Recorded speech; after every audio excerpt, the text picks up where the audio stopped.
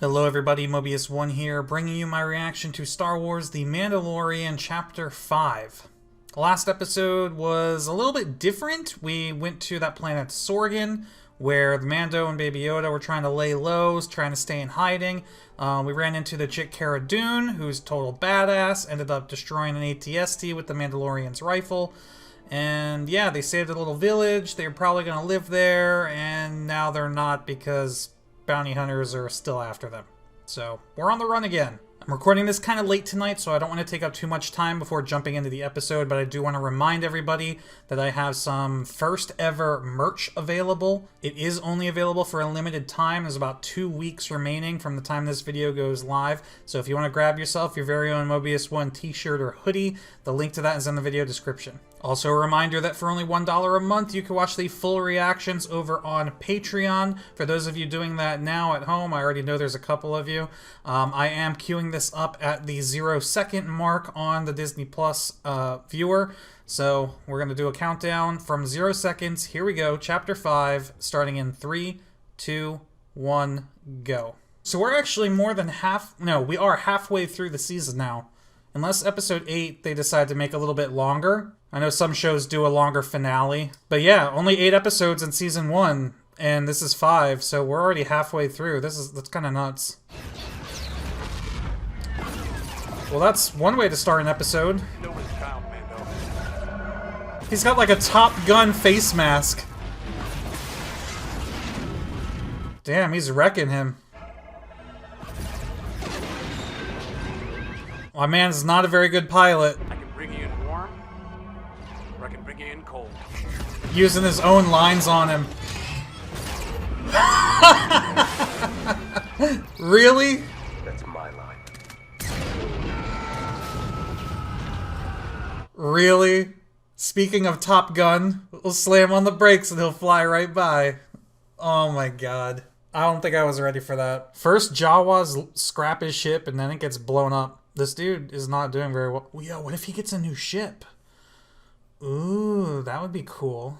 So you have to send out a distress call. Oh, Tatooine? That's...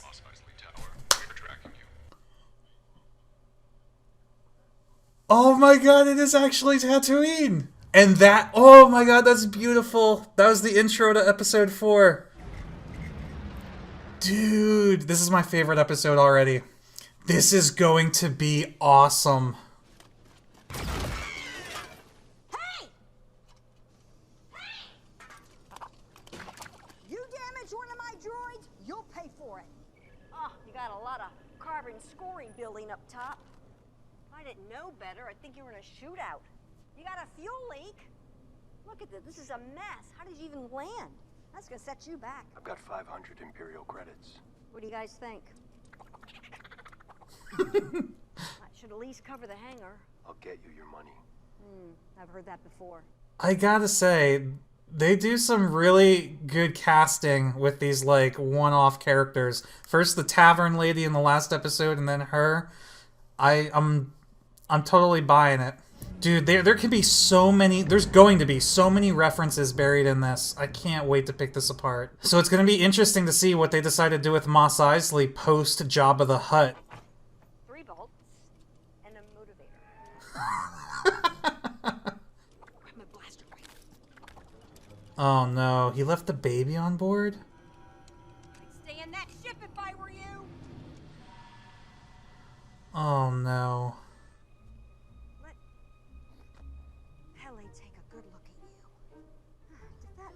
Bounty hunter leave you all alone in that big nasty ship? Would you like some food? Are you hungry? Okay. That's just something to eat. I don't know. Something with bones in it. I am going to look after you until the Mandalorian gets back. I'm going to charge him extra for watching you. This is great. Please, it's the same cantina. It is the same freaking cantina. Under new ownership, perhaps? It is new ownership. That's the dude from Jabba's palace. Well, at least it's the same model droid. You're looking for work. Have a seat, my friend. Name's Toro. Toro Calican. Is that the same seat that Han and Greedo sat in. It looks very familiar. Picked up this bounty puck before I left the mid-rim. Fennec Shand. This dude looks like a Twitch streamer. Now the positional data suggests she's headed out beyond the Dune Sea. Should be an easy job. Good luck with that. Fennec Shand is an elite mercenary. She made her name killing for all the top crime syndicates, including the Hutts. If you go after her, you won't make it past sunrise. Well, guess what we're doing this episode? This is my first job. You can keep the money, all of it. I just need this job to get into the guild. I can't do it alone. Then why did you take it? Yeah, no baby, bro. Uh-oh, Ascadios. I'm awake! I'm awake! Give him to me. Not so fast. You can't just leave a child all alone like that. But I figured you were good for the money, since you have an extra mouth to feed. Oh my god. Hey, Mando, what do you think? Not too shabby, huh? What'd you expect? Like Corellia.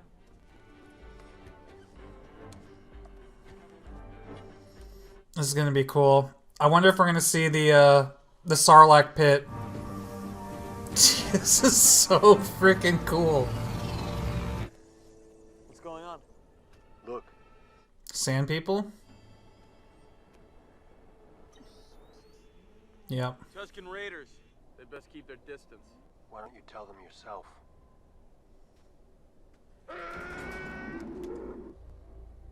What are you doing? Negotiating. We need passage across our land. What? Hey, what? Those were brand new. Yeah, they were. I've heard a lot of people say that watching the show is like watching somebody play like a movie version of Star Wars Galaxies.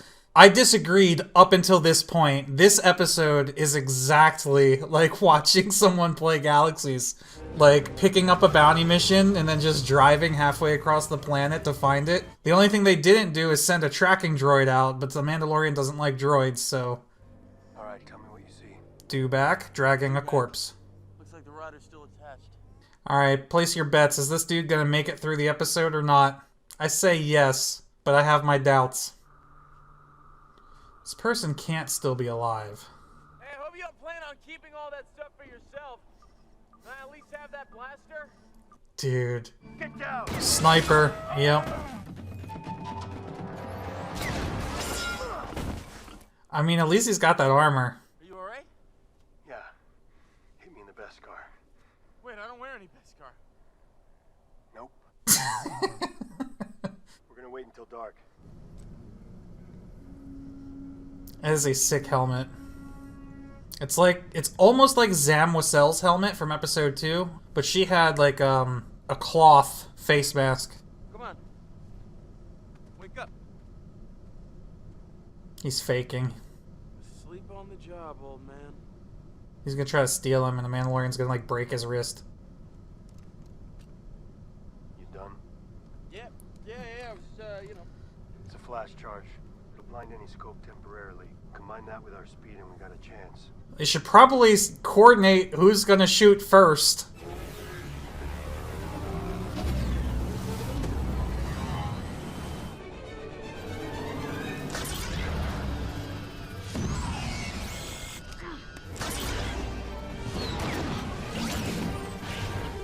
Man. Oh, you idiot.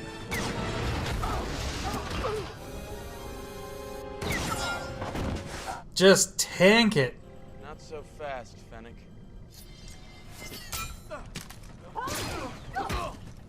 Well, at least the Mandalorian's got a chance to get there now. No, the beautiful armor!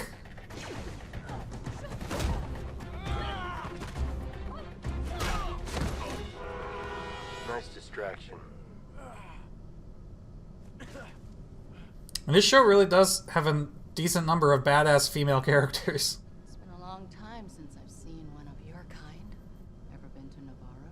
I hear things didn't go so well there, but it looks like you got off easy. I'm not familiar with this place that they're talking about. Uh-oh, looks like one of us has to walk. drag you. I need you to go find that dewback we saw. Yep. Leave you here?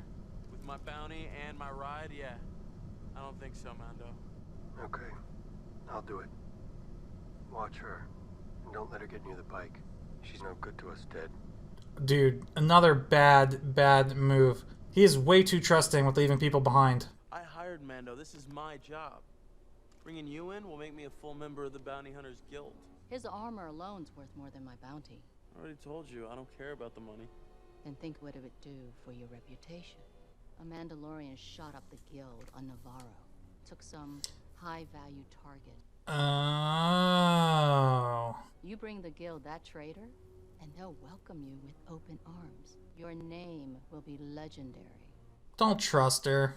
I mean, she's telling the truth, but don't trust her. He's gonna do it because he's dumb.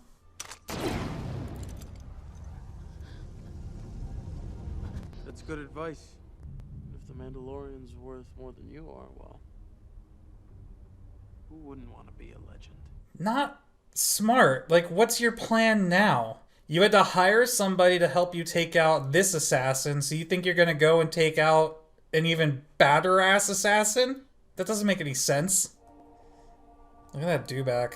Better than the puppets from the special edition of A New Hope.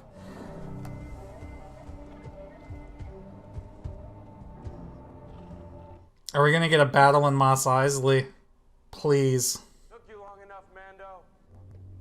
Looks like I'm calling the shots now. Huh, partner? Cuff him. And I'm willing to bet that this here is the target you helped escape. You're smarter than you look. Bringing you in won't just make me a member of the guild. It'll make me legendary. Please don't have shot the woman. Oh, good thing he didn't land on the baby. That could have been bad. Baby Yoda. Here you are. You hiding from us, huh? Look at you. I have a bad feeling about what's gonna happen next. That cover me? Yeah, it's gonna cover you. Are we leaving already? Oh, that's gonna be it for Tatooine.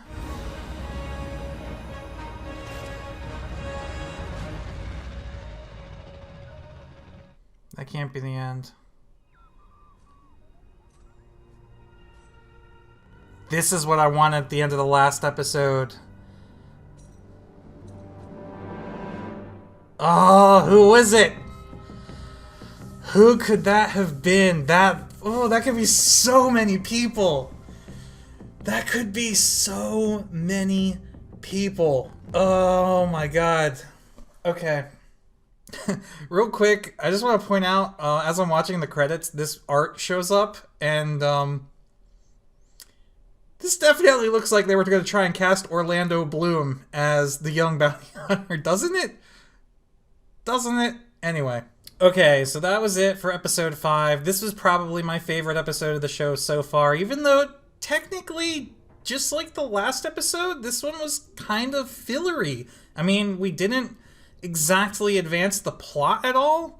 We just had another episode that both starts with and ends with the Mandalorian and Baby Yoda traveling to a new location. So, I don't know, it's kind of like the plot was moving so quickly those first 2 or 3 episodes, and I feel like things have slowed down. Again, not a bad thing. I just hope we get back to the actual stuff happening. It's been really fun to watch, but I miss the grander plot.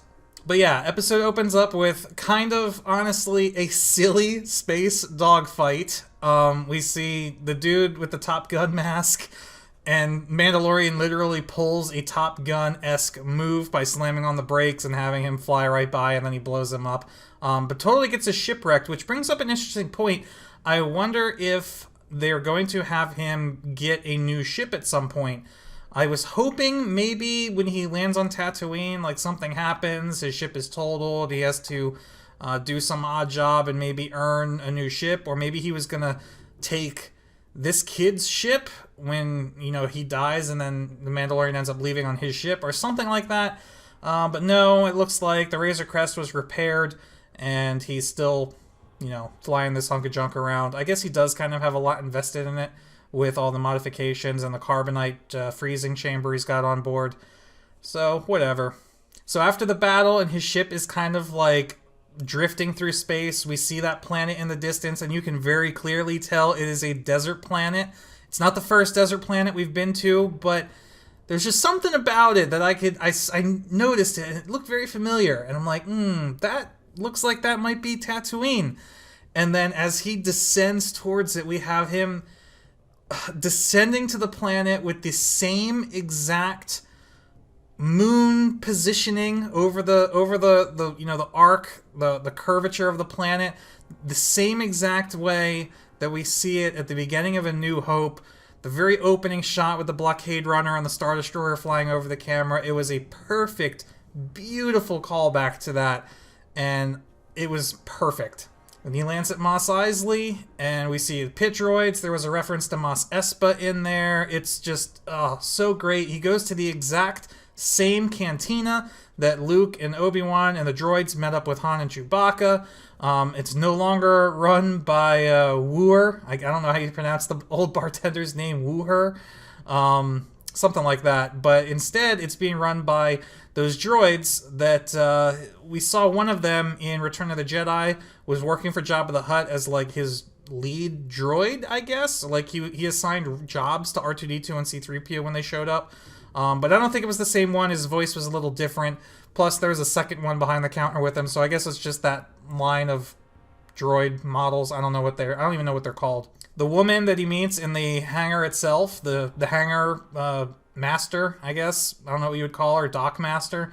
She's pretty cool. I liked her. I'm glad she got more screen time than the tavern lady in the previous episode.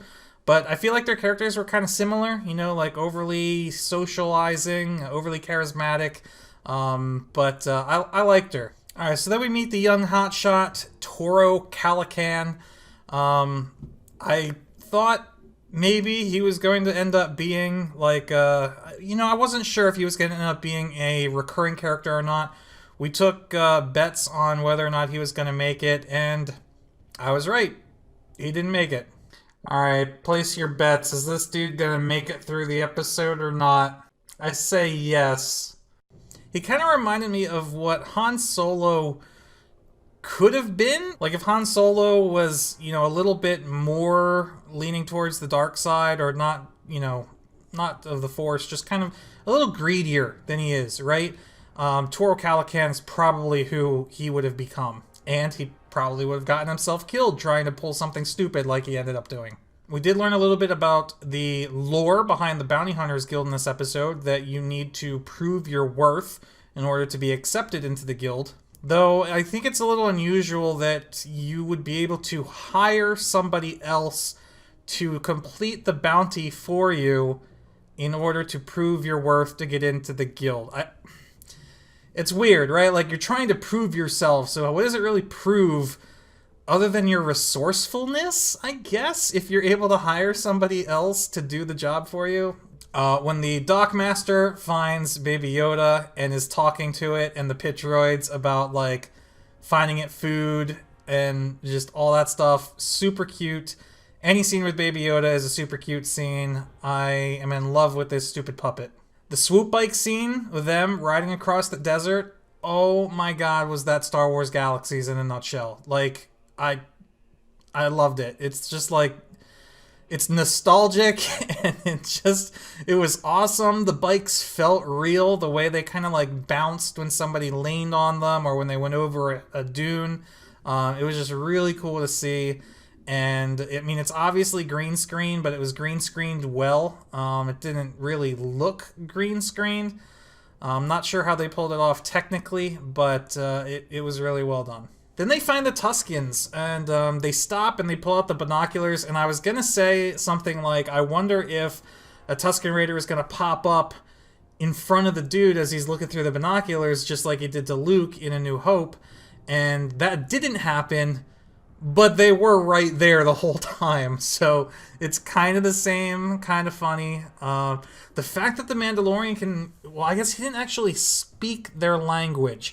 The only time I think we've ever seen a non-Tusken Raider be able to communicate with Tusken Raiders has been HK-47 in the Knights of the Old Republic games. It's probably also been done in like some book or comic somewhere that I never read, but this was the first, well, I guess second time other than HK-47 where we see somebody communicating with Tuskens, even though it wasn't verbally. It was still cool to watch them sign, and I don't know sign language. I wonder how much of that signing is actual sign language, or if they developed their own signing language for the Tuskens. If anybody knows, feel free to comment. I'm really curious. The whole sequence of them hunting down the bounty hunter was fun. I really liked the scene at night with Toro kind of like taunting the Mandalorian. And obviously he's got the helmet on, so you can't tell if he's actually asleep, but we knew he wasn't actually asleep. Them rushing the sniper in the middle of the night with the flare guns was cool. I don't think we have seen flare guns in Star Wars before, believe it or not. In the trailer, the Alderaan trailer for Star Wars: The Old Republic, they used flares to signal, I guess, for pickup or something. So yeah, flare guns, canon in Star Wars. I made a comment of it during the episode. I think the Mandalorian has a real issue leaving people behind that he should not trust being left by themselves. He left Baby Yoda on the ship. He's tried to leave Baby Yoda on the ship multiple times. He actually succeeds this time and does not end up going well for him. And then he leaves the dude with the bounty, which is very clearly a bad move because a captive will say anything they can to manipulate somebody, holding them. And somebody as inexperienced and impressionable or manipulative or easily manipulated as the kid Toro, yeah, there's no way that was going to end well.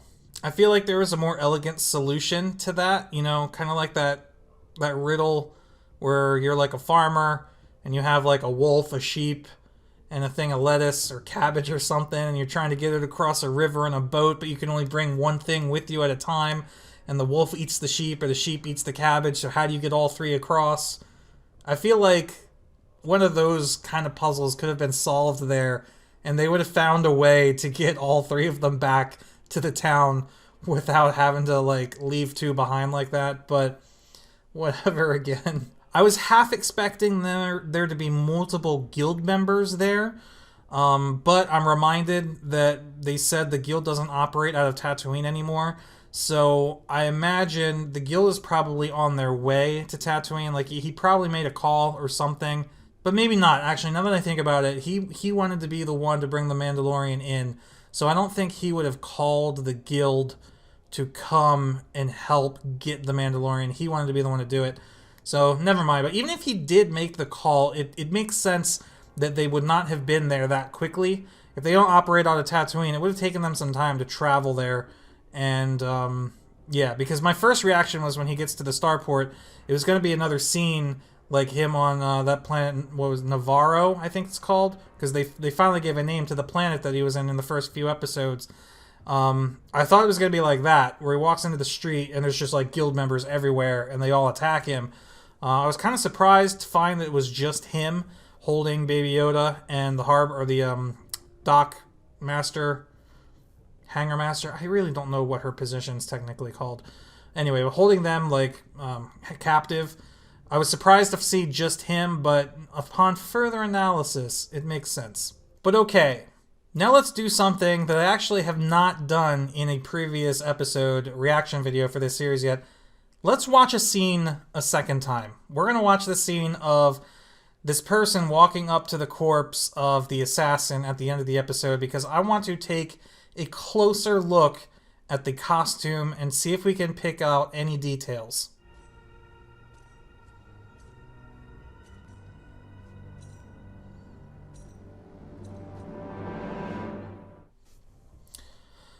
All right.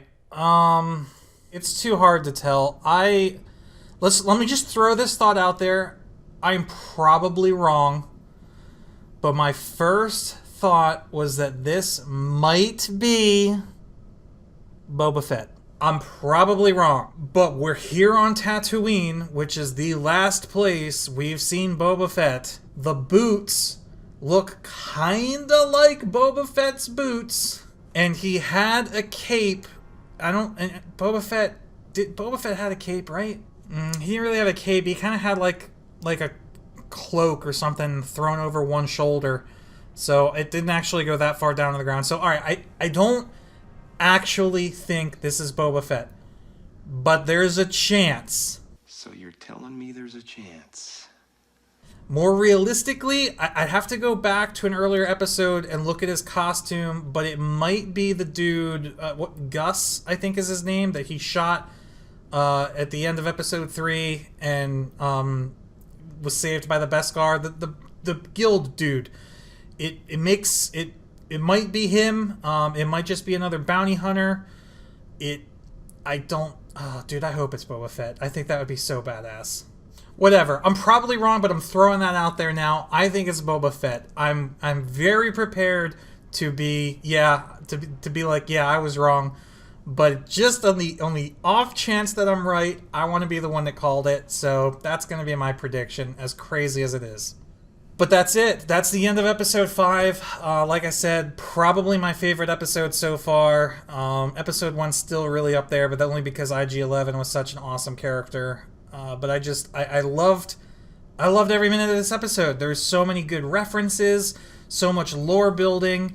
It was cool to see a familiar location 5 years in the future. The ending, just that finally having that cutaway at the end. We see the Mandalorian flying away, but that's not how the episode ends. We cut to something that's like a teaser of something to come.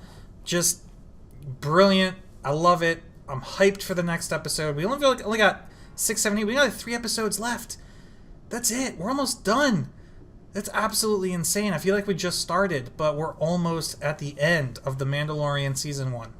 I'm super, super curious to hear your guys' thoughts in the comments below, so please, if you've enjoyed this video, or if you just want to talk about theories with me, who you think this dude at the end is, where you think they're going next, are we going to see any more familiar locations in the future? How awesome would it be if he goes to, like, I don't know, Naboo or Coruscant? I highly doubt it again, but you never know. This series, no one would have thought we'd have seen a baby freaking Yoda, so I think anything's on the table at this point.